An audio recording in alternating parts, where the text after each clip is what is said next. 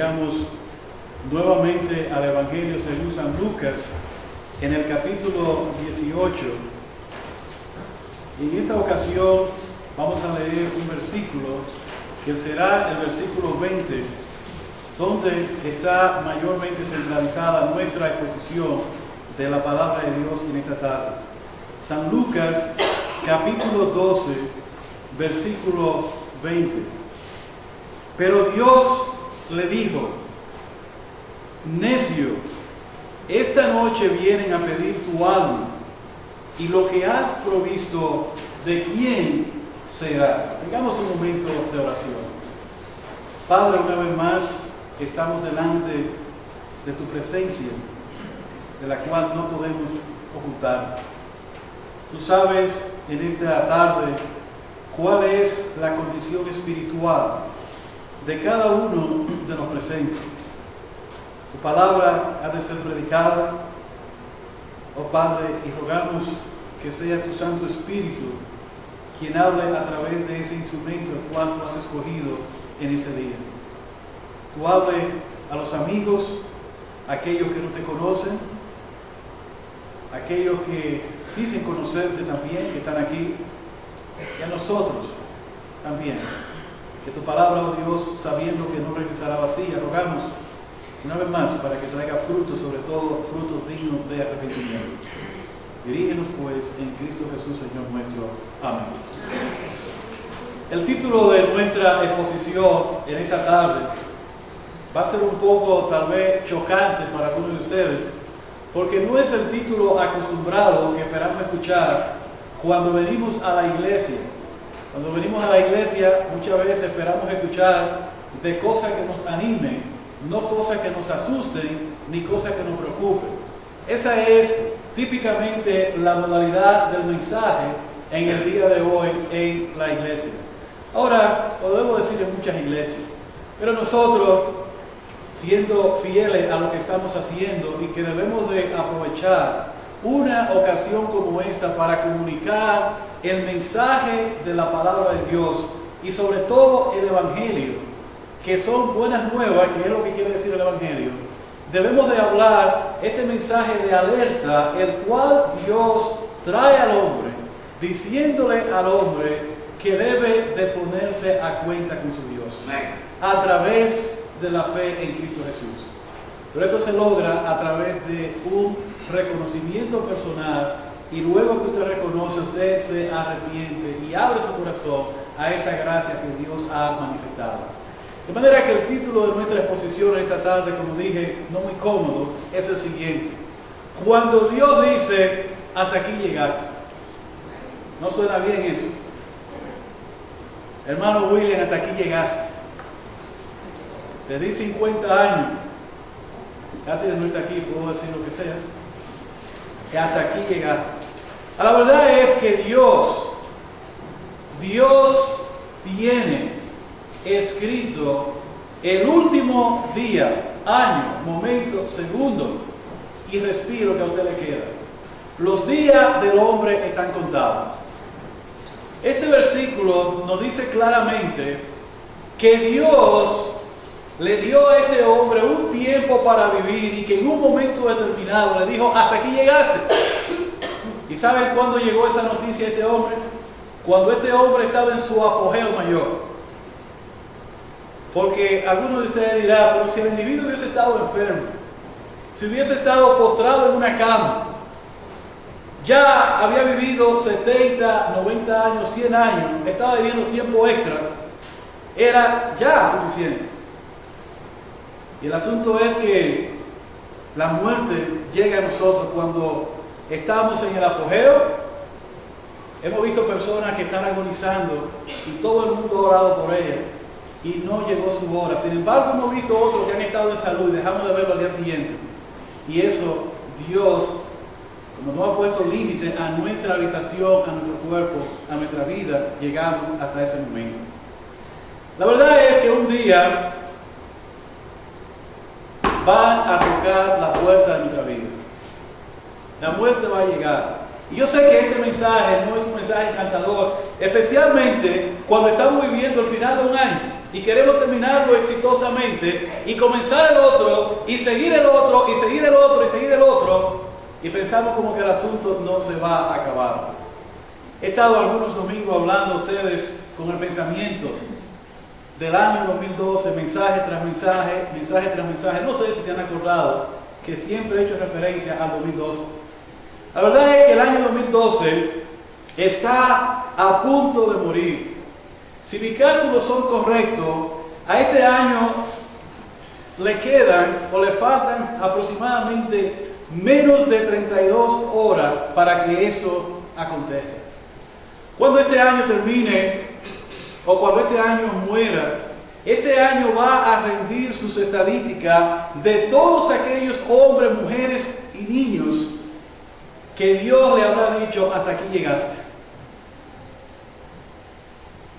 Según los informes estadísticos que tenemos a la mano y de acuerdo al índice de mortalidad que se refleja en la población mundial, esto quiere decir que tú y yo, en un año cualquiera, vamos a venir a formar parte de estas estadísticas. Aunque este año le falten menos de 32 horas, podríamos ser parte todavía, o podría darse el caso que el año próximo seríamos parte de esta estadística. Nosotros, cuando vemos estas estadísticas, debemos de asustar. ¿Cuál es el susto que debemos de tener? Que pasando nosotros por esta vida, hayamos pasado por este mundo, hayamos empleado nuestro tiempo, nuestros recursos en todas aquellas cosas vanas y pasajeras y no nos hayamos preocupado por lo más importante que hay en nosotros, nuestra alma. Nuestra alma es lo que a Dios más le importa de nosotros. Dios no quiere que muramos en nuestra condición pecaminosa. Dios quiere que el hombre viva, Dios quiere que usted viva. ¿Que iba muchos años en este mundo? No, que iba muchos años para con Él. Vida eterna. Y esa vida eterna solamente se logra a través de Jesucristo.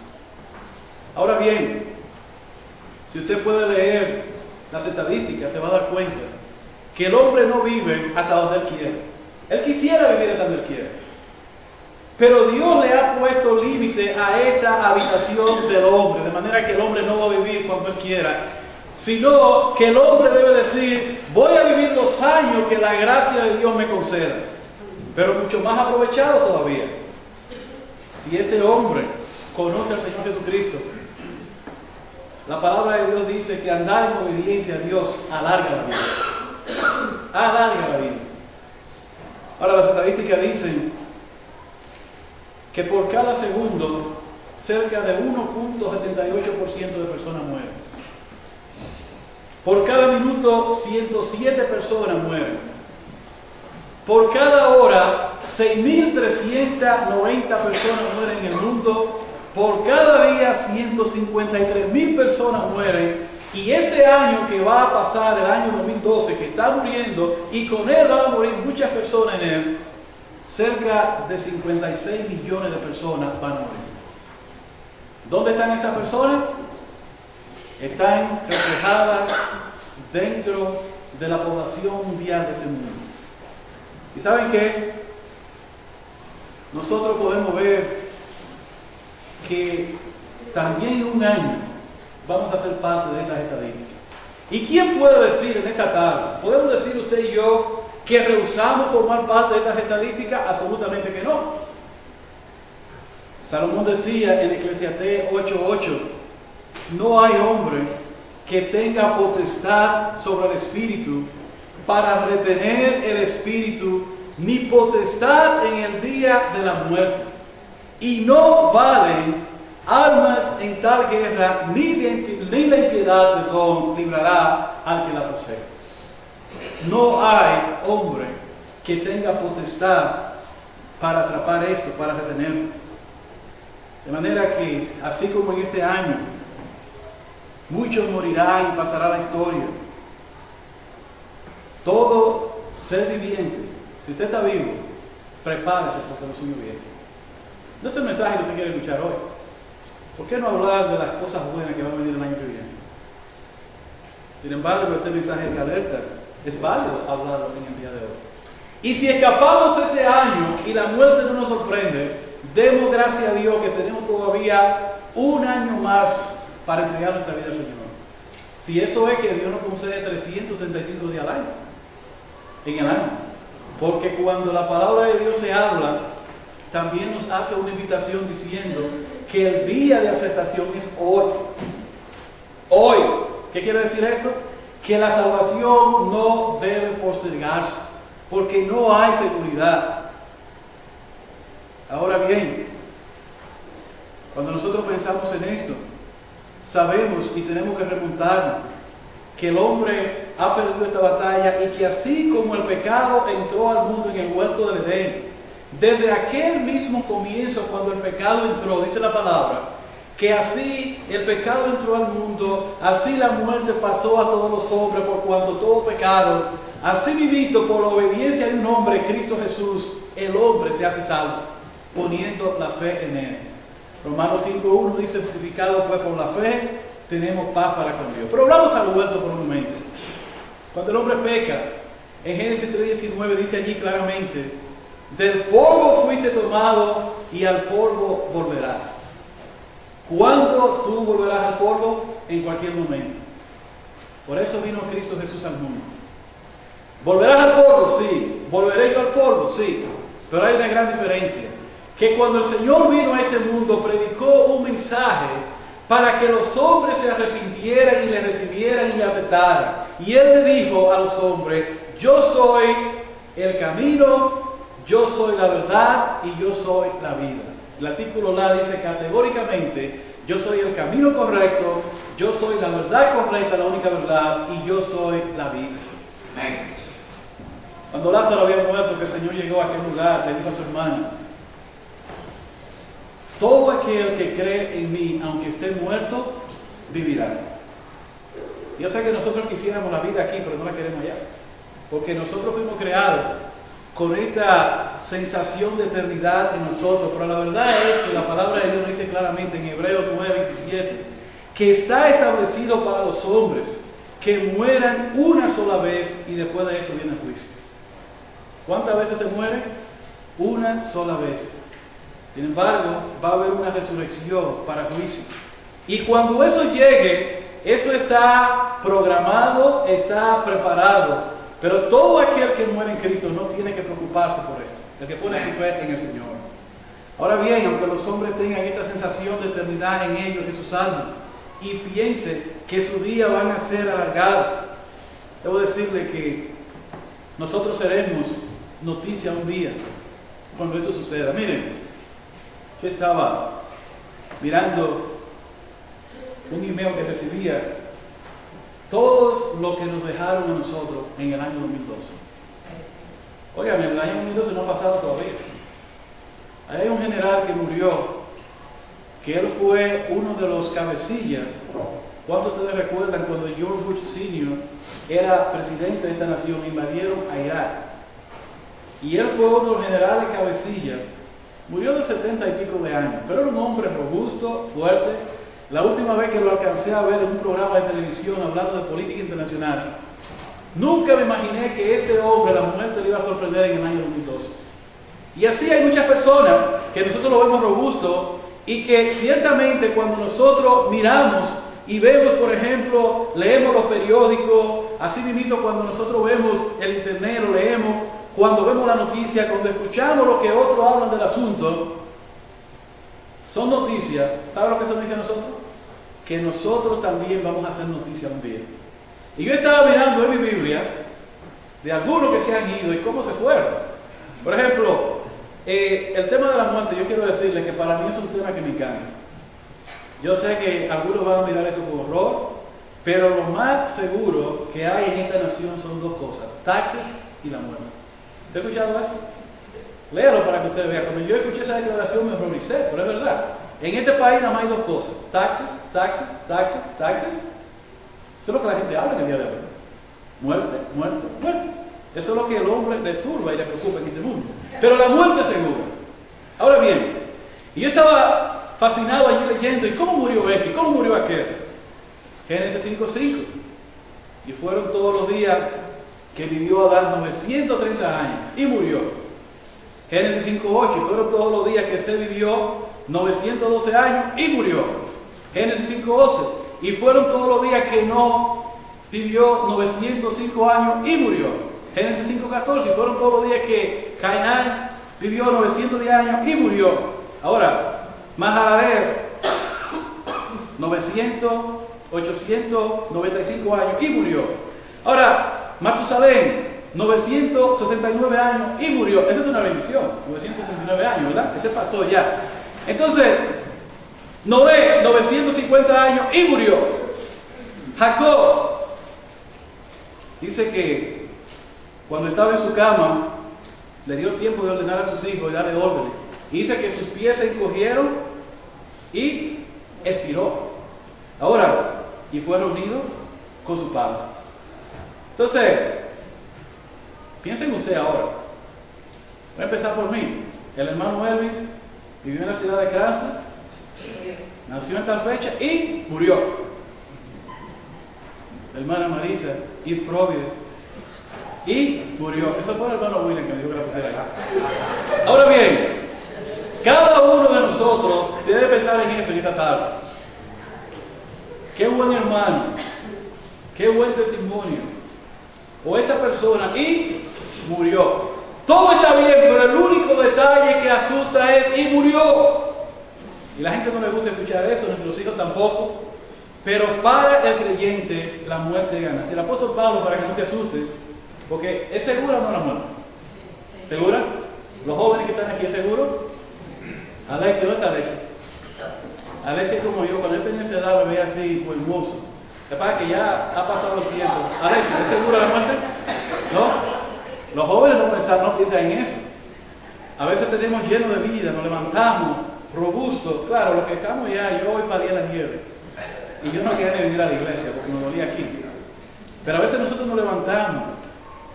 A veces nosotros pensamos y decimos, ay, qué pena que aquel se murió. ¿Y sabes lo que va a pasar también con nosotros?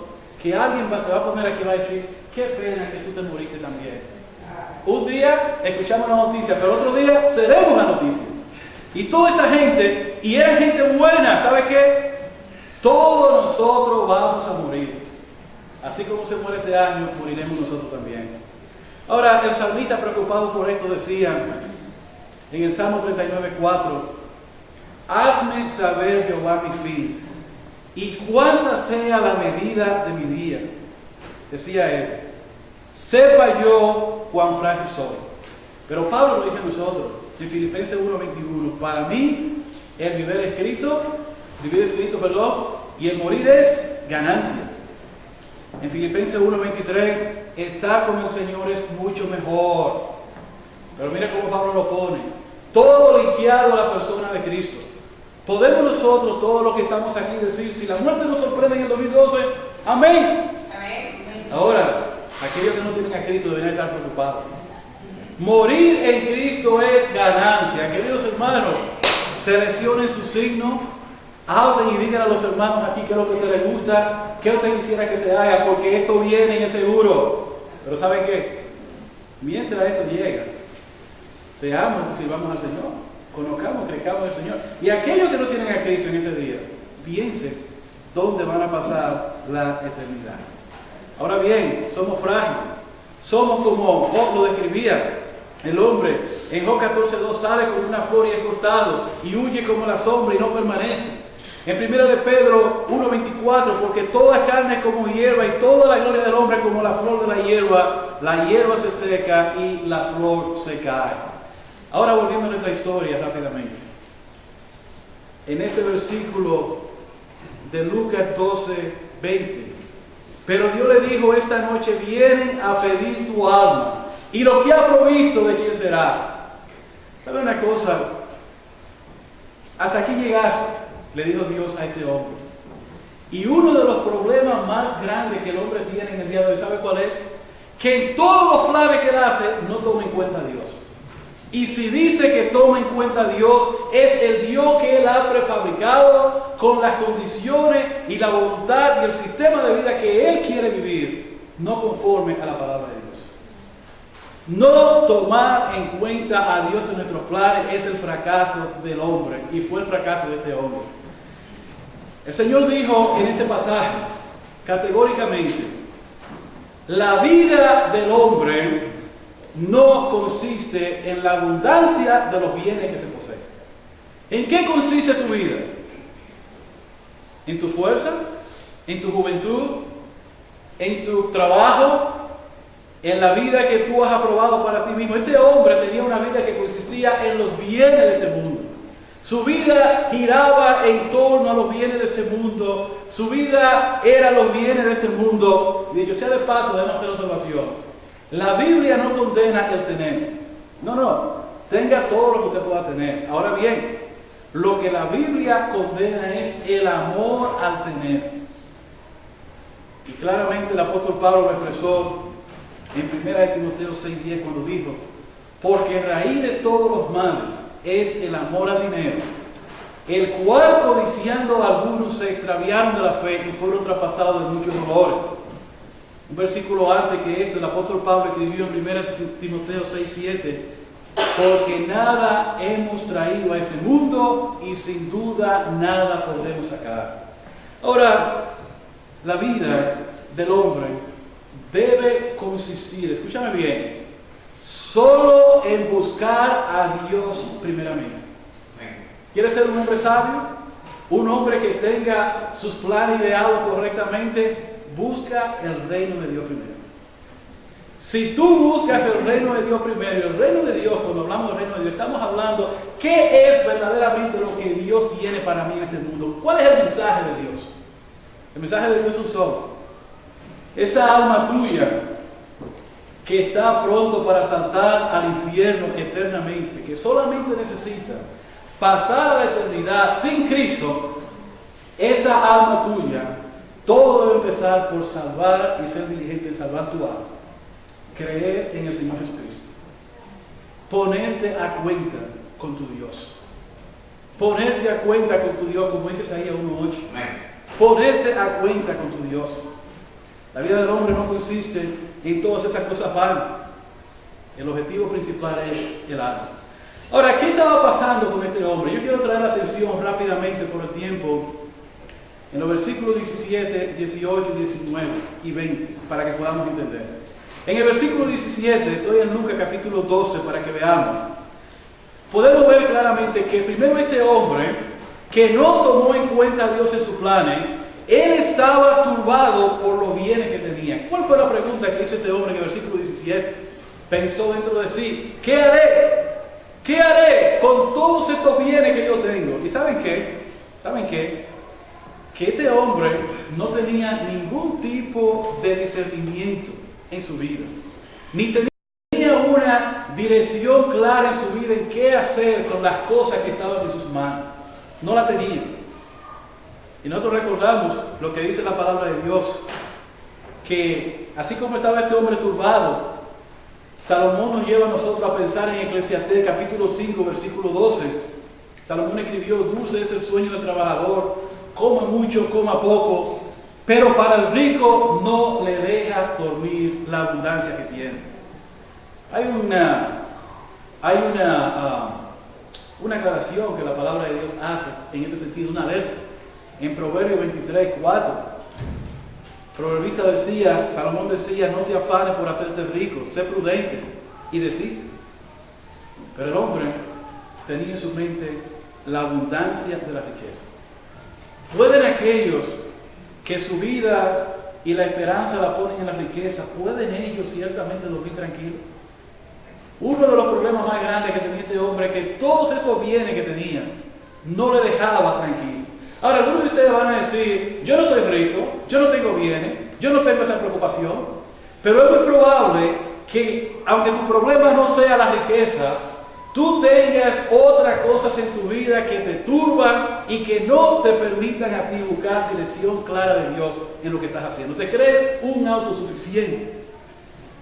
Ahora, la segunda cosa que nosotros vemos en este hombre, cuando todo esto le turbaba, en el versículo 18, se le vino una magnífica idea para él.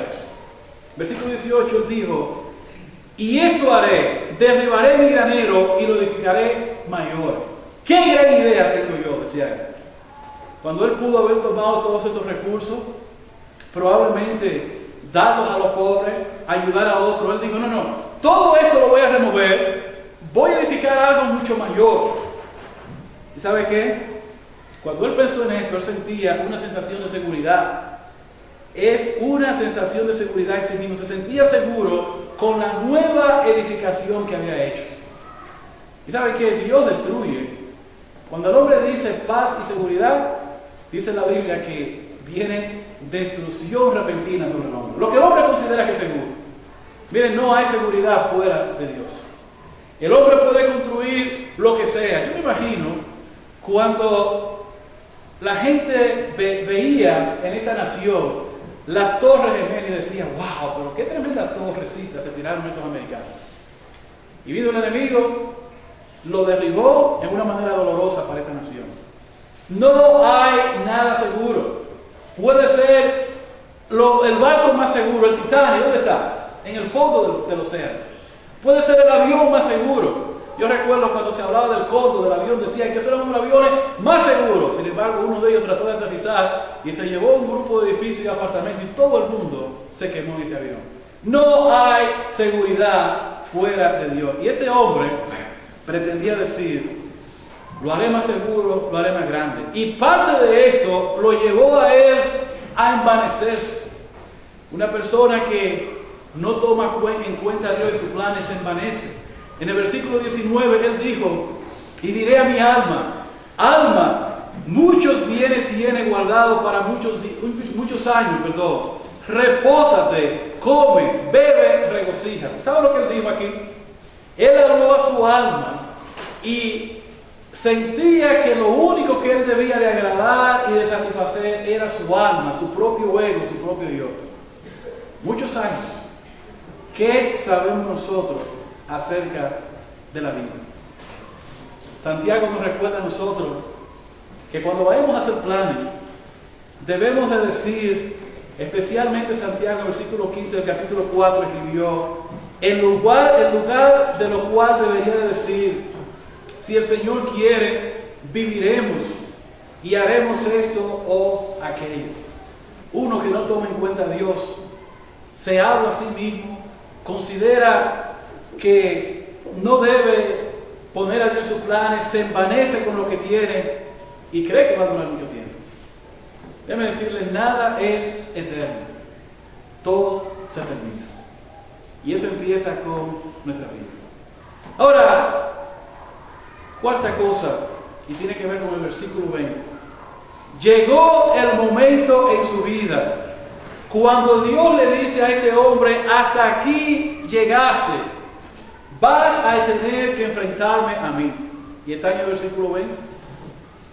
Y Dios le dice: lo que ha provisto, ¿para quién será? Y le llamó necio, porque todo aquel que no incluye a Dios en sus planes es un necio.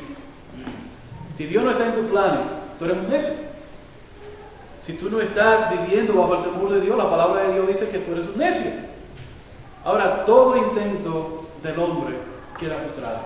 Hay un conocido refrán allá afuera que dice cómo el hombre propone, pero Dios dispone.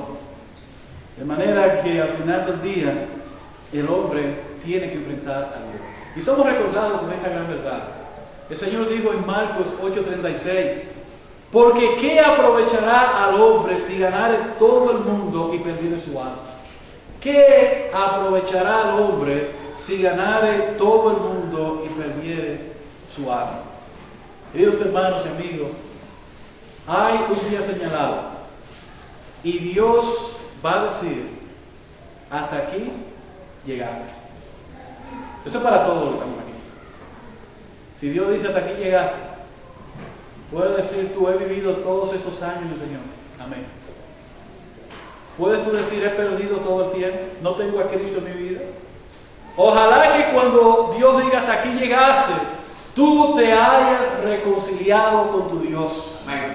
Tú hayas conocido al Señor. Ahora, sabiendo que hay un día señalado, ¿qué debemos de hacer? ¿Qué debemos de hacer? ¿Qué debo yo hacer? Pues yo creo que tenemos esta respuesta ahí mismo en Lucas 12:31. Dice, mas buscar el reino de Dios. Y yo creo también que en Mateo 6:33 nos da a nosotros un cuadro más completo. Es el mismo pasaje, la misma analogía, y dice claramente, el Señor está diciendo, más buscar primeramente el reino de Dios y su justicia, y todas estas cosas os serán añadidas. ¿Saben qué? Cuando un hombre se esfuerza por buscar el reino de Dios primero, no tiene que preocuparse por nada más. Dios se encarga de tu vida. Y saben que este reino de Dios nos hace pensar en lo siguiente, que debemos de reconocer nuestra condición como hombre, si hemos vivido o no tomando en cuenta a Dios. Debemos reconocer cuál es nuestra situación como hombre pecador, nuestro deseo. Debemos de confesar nuestra condición delante del único Dios que puede perdonar nuestra vida. Porque la palabra de Dios nos dice que el hombre ha vivido en desobediencia. Hasta que un hombre no conoce a Cristo, su vida es una completa desobediencia. Algo más que debemos de hacer, y con esto termino, sabiendo cuál es esto y que Dios ha diseñado un día para decirnos hasta aquí llegaste, debemos de considerar el regalo que Dios nos ha dado en Cristo Jesús. Y saben que este regalo nos dice así claramente en la palabra de Dios, en Romanos 10:9, que si nosotros confesamos con nuestra boca que Jesucristo es el Señor y lo creemos en nuestro corazón, que Dios lo levantó de los muertos, dice la palabra de Dios que seremos salvos. Todo aquel que confesar el nombre del Señor será salvo. De manera que antes que ese día venga, hasta aquí llegar, Dios quiere que lo tomes en cuenta a Él y que lo tomes en cuenta en todo tu plan. Y todo empieza con buscar primero el reino de Dios. ¿Seguro que Dios va a decir un día hasta aquí llegaste? ¿Saben qué? Nosotros vamos a estar aquí cuando tus familiares digan, ¿podrían ustedes hacer este memorial? Y tal vez vamos a estar aquí, creo que sí que vamos a estar aquel día. Si tomaste la decisión sabia del Señor, cuando el Señor y estemos todos allí, veamos que tú aceptaste la gracia de Dios. Que el Señor te bendiga. Amén.